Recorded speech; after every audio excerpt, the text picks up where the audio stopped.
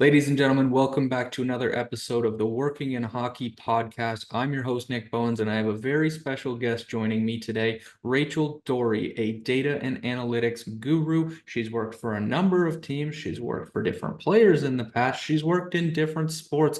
Rachel, how are you doing? I'm doing well. I like your hat today, Nick. That's a solid hat. You got to stand out somehow. This is my stand out hat. But thanks for joining here. I think there's a lot that we can talk about and a lot that we can dive into here, Rachel. But give me an overall kind of bird's eye view of yourself. What are you up to? What have you done in the past? How did you get into hockey analytics in general? Yeah, I mean, I feel like my path is a long winding one. It's had like ups and downs in the sense that sometimes you go up really quickly and then you come back down and then you go up really quickly again. It's like the Tower of Terror at Disney World. It's just like one of those things where constant like just up and down all the time. And so yeah, I guess geez, right now, everything's kind of led me here. I own my own company now. I do data consulting, so I build statistical models, and then I either license them to teams or I use them to talk in the media, to be on television, to write for ESPN, those kinds of things. But then I also have. It's been I want to say five months now. I have a company called Betalytics with two other people. And basically, that's where my models sit. And the entire purpose of it is for people to log on and see what the best bets are for the night for any number of sports. So it's got MLB, NBA, NHL, NFL. It's going to have soccer. And so I think everything's kind of led me to that.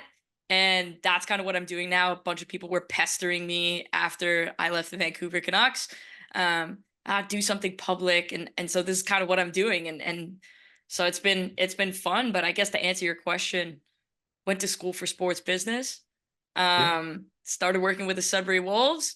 That was like an internship for free kind of thing. As a video coach, that's where I really kind of got my start. Dave Matzos gave me a shot, and I just kind of became a sponge. Started a blog because I learned how to cut video, and so I was like, oh, I might as well just use this skill, and like I'm good at writing, so I'll write. And James Myrtle reached out and was like, hey, do you want to write some articles for The Athletic? Um, and at the time, I was interviewing with the Toronto Maple Leafs and going through a whole summer there, and I was like there for 3 months doing kind of like an internshipy thing with them because at the same time I was working for Toronto FC. Um, and ultimately ended up writing for The Athletic. I wrote an article about the New Jersey Devils, and John Hines saw it. And John Hines basically emailed Ray or texted Ray and was like, bring her to me.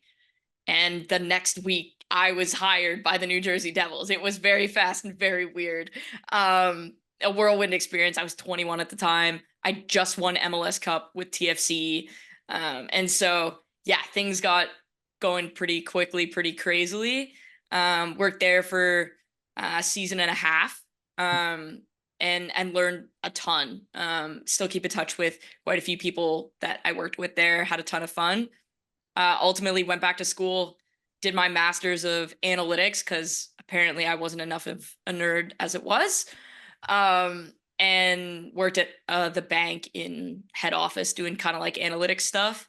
And then, yeah, the Vancouver Canucks hired me as I was finishing my degree. So I was balancing the full-time gig with the Canucks as well as writing and defending a thesis, which 10 out of 10 don't recommend to anybody listening to this. Do not do that. Yeah, and I guess I was with the Canucks for 9 months, and famously that went sideways. But yeah, now I'm here, and honestly, it's brought me to a point in my life where I'm super thankful because I think generally speaking, um, I I would not have been as happy had I remained there as I am right now. No, that's awesome. And I think there's a million and one things that I can dive into there, but I think that's a perfect way to sum up your bird's eye view of your career so far. You built something yourself, you've created something yourself, and that's not always the approach for everybody. I don't want people to take it that way. You have to leave your job, you have to become a creator, you have to start something on your own. But for a lot of people like yourself, like myself, it's interesting to have your own thing, right? You're allowed to narrate your own story, follow your passion a little bit more when you're the one steering the wheel instead of sitting in the back seat, right? Yeah, I think that's kind of it. When you're a creative mind, like when we started the podcast in 2019, I didn't think it was going to be going 5 years later and I was going to have an NHL job in between that we were going to have to balance. And so I don't necessarily think that starting something on your own is for everyone. First of all, you have to be comfortable putting yourself out there. And I mean, if we're being honest, like being female in the hockey industry or even in pro sports right now, you got to put yourself out there and you're dealing with some things that other people aren't. And that's not for everybody. And it's totally okay to climb the ladder and have success. I went to school with somebody who's really high up at CIBC now because he was like, this is my thing. I really like it. I'm really good at it. And he's having a ton of success. So you don't have to necessarily do your own thing. But I think for people like you and I, Nick, like we like to chart our own path. We like to think outside the box. We don't like to be kind of pigeonholed into certain things. We like to kind of get creative and have some fun. And I think that's kind of why we are where we are. And that's not to say we're more or less successful than anybody else. It's just a totally different path that Yeah. perhaps is a little bit more public and crazy than simply just working for somebody else. Yeah, absolutely. And I think the balance there is super important, right? Like I think most people listening to this by now know my day job, 9 to 5 or 8 to 8, is director of operations at a tech company. That is a regimented operation strategy focused role, whereas this is creative outlet. I get to think outside the box, do something I'm creative and passionate with. And like you said, with your podcast, the betting world, gives you that kind of different outlet to do different things there. I want to jump all the way back to the start there. You mentioned working with the Sudbury Wolves, sort of an unpaid internship there. Talk to me a little bit about what you took away from that experience, because I think it is often a crucial stepping stone in a lot of people in the hockey industry's career. Yeah, it was incredible. So I was going to school in Sudbury for sports business. And so we had a partnership, kind of like a really good relationship with the Sudbury Wolves. And the guy who was the video coach at the time was stepping down. And him and I had become like pretty fast friends in res together because he was like a resident assistant kind of thing, like in charge of the floor. And he asked me, he was like, hey, like, you've got a mind for this. They asked me to make a recommendation. Like, would you be interested? And I was like, oh, like, absolutely. I went in for the interview and Dave Matzos, God bless that man. Um, he was like, I was upfront with him. I said, listen, I've never cut video, but I'm really good at learning and I'm really good with a keyboard and I know my stuff when it comes to hockey. And so he started quizzing me on stuff, if I could recognize things, and I nailed it. And he's like, all right, we'll take you. Um, the owner at the time was not Dario Zulich. It was the previous owner. And that guy didn't, it was supposed to be a paid position. And long story short, he didn't want to pay me for obvious reasons, I think.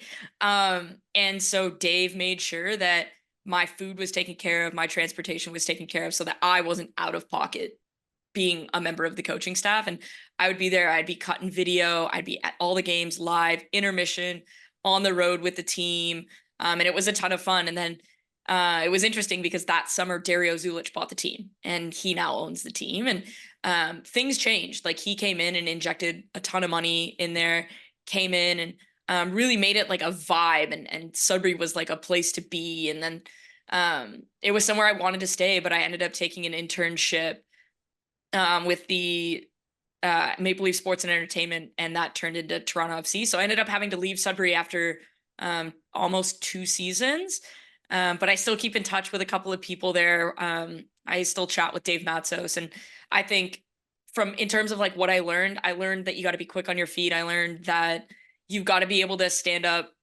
First of all, you have to know when to talk and when to shut up. But when you do talk, you have to be confident in what you say and you better be able to back it up. And that was something where he really helped mold me in the sense of like, okay, this is how you can back that stuff up as you take it to the next level. And he was really important for those kinds of things. And that was something I really took from that is if you're going to say something, you got to be able to back it up and you need to be confident in it. Otherwise, you're not really going to be able to get your point across. Yeah, I think especially at that level, right? And when you're stepping in as an intern role there, you're given a lot of opportunity, but it's up to you to seize it, right? It's up to you to stand up and speak confidently and back it up and all those things. And I think that's always the advice there is, you got to step up. You're always given the opportunity, but it's on you to step up, and you definitely did there. You mentioned the role with the Devils and kind of transitioning to that. What was that article that you wrote for The Athletic that John Hines absolutely loved? Yeah, so Nico Hischier was a rookie, Will Butcher was a rookie, and they had Taylor Hall. Mhm. And that sort of trio was doing a really good job of moving the puck up and creating offense off the rush. And Jesper Bratt was that third member of that Mhm. forward line. And so you had two rookies and then Taylor Hall and then Will Butcher as the rookie on the back end. And I basically wrote about how they were having success creating offense because the Devils weren't very good that year.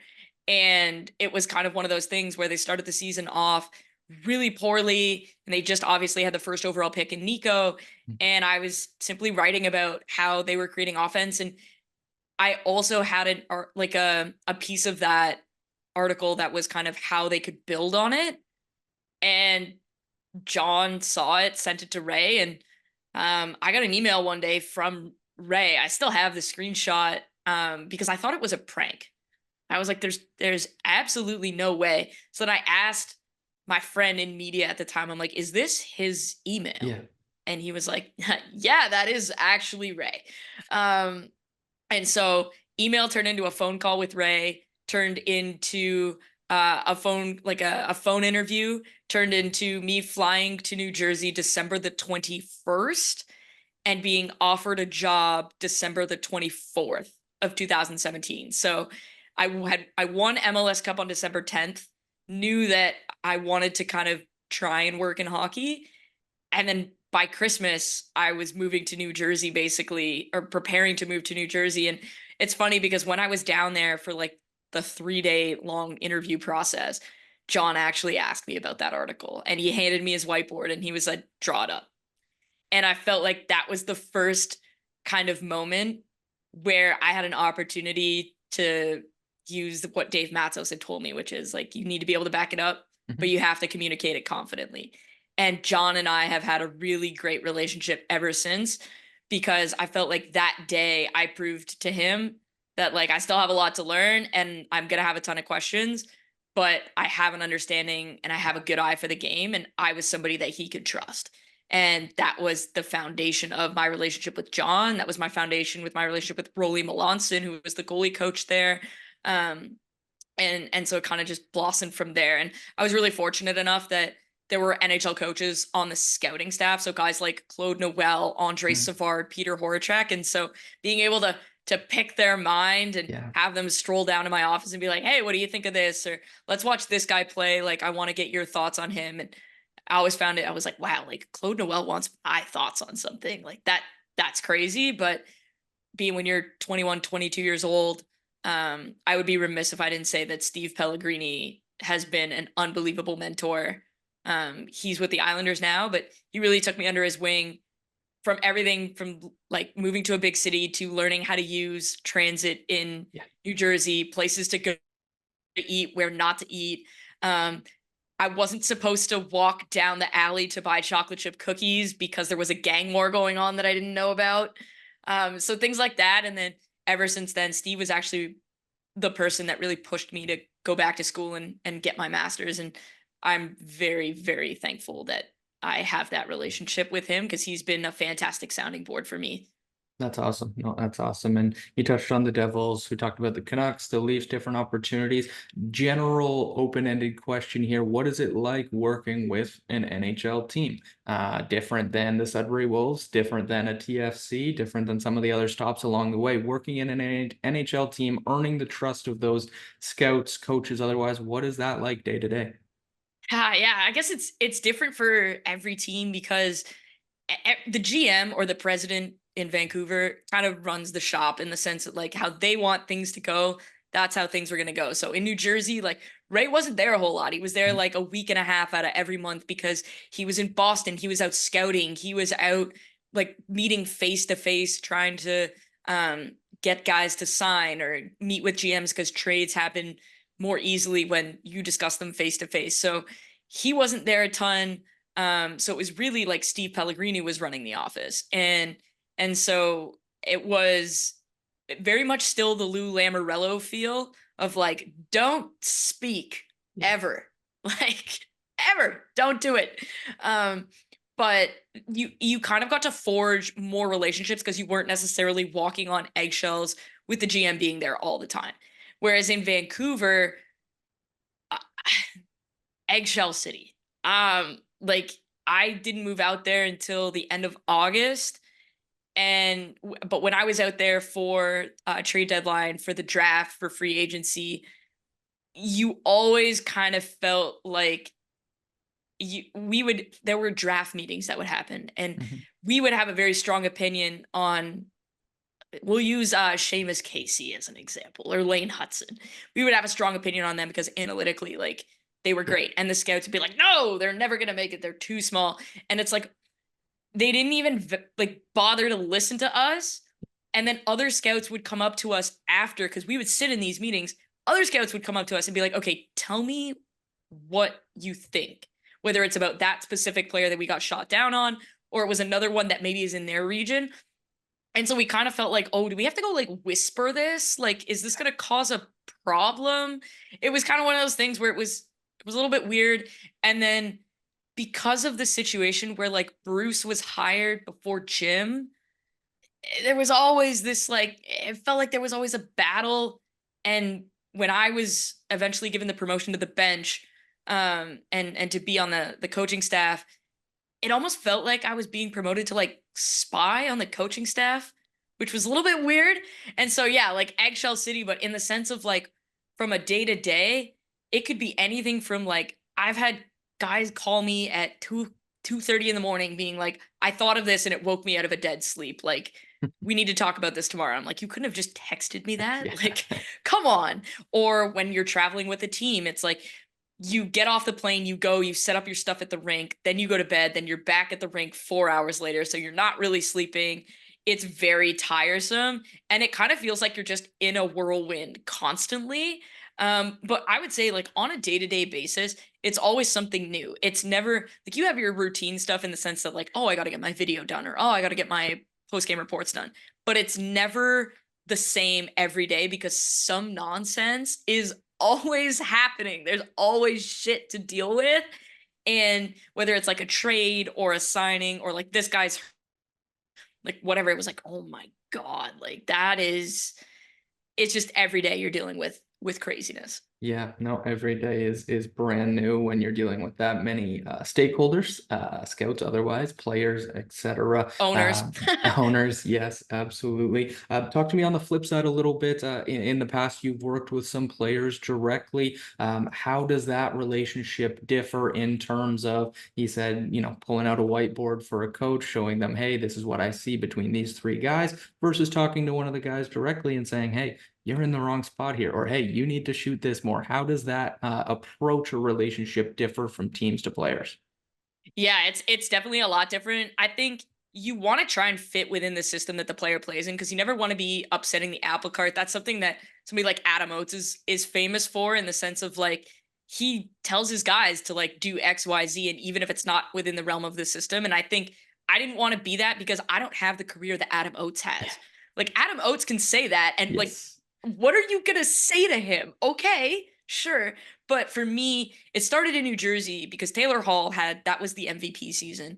And he was more analytically inclined than he gets credit for. He was always very curious of what was making him successful and how he was able to continue to keep up the point streak and have sustainably excellent hockey. And I was really fortunate that during my little internship with the Leafs, I got to work with Daryl Belfry and by extension Austin Matthews. And when you're seeing how that relationship works, you pick up on some stuff. So kind of how I approach it is I understand what the systems are because I can identify those. But then it's okay, what makes you as a player? What are the benchmarks that make you successful? So when you're performing well, these are the key things to look for. And when you're not performing well, they either taper off or these other things start to stand out. And so I try and work with the player and say, okay, if we want to keep going on the things that make you the strong player, these are the benchmarks, but these are the things that you do from a hockey perspective that actually make you better. And as I've gotten my master's and built models, it's helped with contract negotiations, but it's also helped that I'm the same age or similar in age to a lot of these players that I've worked with. And so they'll come to me with like social stuff that's happening in the dressing room or contract stuff, because it's always good to have somebody that isn't your agent or your parents to like bounce something off of. Yeah. So I've had many a contract discussions with various players on different things, and I've even gotten like DMs on Instagram being like, hey, like so and so told me about this, like would you be interested in helping me out? And so things like that. I think I always try and approach it as I'm just trying to make you a better player within the system that you're already playing in, because I don't want to upset the apple cart. Yeah, no, I think that makes a lot of sense and super interesting to hear. I'd love to be a fly on the wall for one of those conversations of you telling an NHL player, hey, no, you got to do this differently. That would be very fun for me. But you touched on sort of the models, predictions, the data side of things off the top and in that response as well. For somebody who may not be as in tune with the analytics world, prediction models, etc., dumb that down for us a little bit and what that is leveraged to do. Yeah, it's quite complex. I'll be honest with you. Like there are people that are paying AI like things to build them models they don't know how to code, but the problem that you have with those people is if you don't know how to code, I can immediately tell, because when there's a bug in your model, you don't know how to fix it. And if you don't know how to fix it, your model's not improving, and that's a problem. And so I think generally speaking, you need to have some level of coding and math background to actually know what you're doing. And that if you don't, that's snake oil, and you should really stay far away from that. And so what I would say is it's I say analytics are salad, right? If the eye test is the lettuce and the analytics are the dressing, you're not just going to eat lettuce because that's bland and it's probably not going to be very good, right? But if you drink dressing, people are going to think you're insane. But if you put the dressing on the lettuce, you have a salad. So kind of what I'm getting at there is you need a mix of the eye test and you need a mix of the analytics. And so what I do in my models is, yes, statistically, they might say, okay, you need to weigh things like expected goals or shots or rebounds or controlled zone entries, controlled zone exits, those kinds of things. You need to weigh those at X. But I know in my head from being exposed to the game and how these things are thought of in terms of importance, that they need to be weighed either a little bit more or a little bit less. And so that's how I sort of adjust my model. And so I build models for different things. I'll build them for betting. So I've got a model that has like outcome based, then player props, things like that. But then I've also got a model that's player value. And that helps me predict, first of all, contracts. Like, so what is a player worth? Who are these players most similar to? So on my Yep. podcast, we'll do deep dives and we'll talk about this player is actually statistically similar to this player, or this player is valued similar to this player. And it kind of helps inform the conversation, because maybe that person that's listening doesn't have a great understanding of the player you're talking about. But if you compare them to another player, probably there's a better chance that they know two or three of the other players that you mentioned in that conversation, and they have a better understanding. So I use it to inform my analysis and I use it to place my bets. I simply will not take a bet if the model doesn't support it, and then I will go and do the ancillary research on top of that to say, okay, like how are they playing? How do they fit? That kind of thing. So I use models for twofold, but generally speaking, if you really want to dumb it down, it's an unbiased way to have analysis that could form the basis of your opinion. And then your eye test can be sort of it augments it. It just makes it better. Yeah, no, that's a very good analogy on the salad. I like that. I'm probably going to steal that for some other conversations as well. But I think it's so interesting looking at the discourse online. And I mean, you've seen it for probably a better part of a decade at least now, that, some people will just never come around on stats and analytics, and they think there's no place in the game for them. And other people go maybe even too far into them and lean too heavily on them, right? So there's always a balance with these things. There's a balance with everything in life. I'm curious on the analytics, the metrics and stats, how much from your experience working with teams and players, how much of what we see on Twitter, X, whatever, on a day-to-day basis is what teams are looking at versus how much is different kind of internal metrics that they have and look at differently than the public may? Yeah, that's a fantastic question. I think first of all, every team I've worked for has some level of idea of what their like Twitter is saying. Like Canucks Twitter is pretty famous. Yeah. And they actually have like interns that track Canucks Twitter, which is crazy to me. But like nevertheless, but a lot of the people who work in analytics departments were part of Hockey Twitter once, and they were part of the community. Like Eric Tulsky is the GM of the Carolina Hurricanes, and he was part of Hockey Twitter once. And Tyler Dello is the VP of New Jersey Devils Analytics, and he was very prominently on Hockey Twitter. And so I think when you look at it, those people are always going to be lurking in the shadows. Like I fully have a burner account that I lurk with, especially when I worked with a team. I lurked with that account just in case I accidentally liked something or whatever the case may be. Um, so I would say all of that stuff gets discussed. Like if we see something cool on Twitter, Dom Luszczyszyn, Micah McCurdy, all of their stuff routinely comes up in conversations in front offices. I know teams that have tried to hire Dom, and Micah McCurdy has worked for teams in the past. What I would say is teams have contracts either with Stathletes, which is Megan Chayka's company, or Sportlogic, which is also based out of Canada but in Quebec. And both of those companies have models, but they also have raw data, and specifically Stathlete's raw data is fantastic, and you're able to sort through it. There's video attached to it. And so you can either use the models that they provide, or you can take the raw data and make your own models with it. And that data flat out is far more accurate than anything you're getting in the play-by-play data, which is why you'll always see me say, I'll never trust public models because it's built on public data, and the public data is trash. Yeah. And so I'm privileged that I have access to the good data. And so my models are a little bit different because I have that access, and that's why I'm very leery about making them public.